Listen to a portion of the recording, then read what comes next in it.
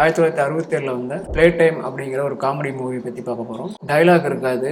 Mister been, Charlie Chaplin படங்கள் பார்க்குற மாதிரி இருக்கும். ஆக்சுவலாக இதில் நடிக்கிற அந்த மெயின் கேரக்டர் அவர் தான் வந்து இந்த படத்துடைய டேரக்டர். ட்ரேடிங் அப்பார்ட்மெண்ட், கண்காட்சி பொருள் வச்சுருப்பாங்க, ஃபர்னிச்சர்ஸ் சம்மந்தமாக வச்சுருப்பாங்க, லைட்டு சம்மந்தமான பொருட்காட்சியாக வச்சுருப்பாங்க. அதை பற்றி டீட்டெயில்ஸ் சொல்லுவாங்க. அங்கே வந்து நிறையா ரூம், நிறையா எல்லாம் ஒரே மாதிரியா இருக்கும். அதனால எது எங்கே போகிறது, என்ன பண்ணுறது அப்படிங்கிறதே அவர் வந்து கன்ஃபியூஸ் ஆயிடுவார்.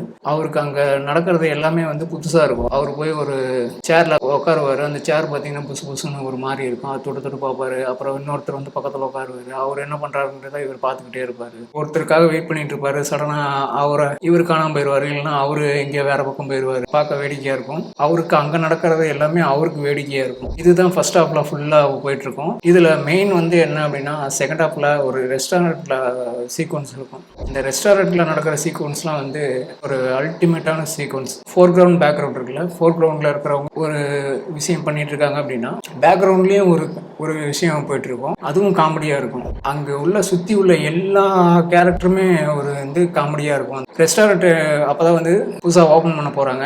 ஆனால் வந்து சரியான வேலை வந்து முடிஞ்சிருக்காது. எலக்ட்ரிக் ஒர்க் பெண்டிங்காக இருக்கும், கீழே டைல்ஸ் போடுறது பெண்டிங்காக இருக்கும். அங்கே ரெஸ்டாரண்ட்காரங்க எப்படி வர கஸ்டமரை அதை தெரியாமல் மெயின்டைன் பண்ணுறாங்க அப்படிங்கிறத வந்து நமக்கு காமெடியாக காட்டியிருப்பாங்க. இந்த படம் பார்த்துட்டு எப்படி இருக்குன்னு சொல்லி கமெண்ட் பண்ணுங்கள். நன்றி, வணக்கம், பாய் பாய்.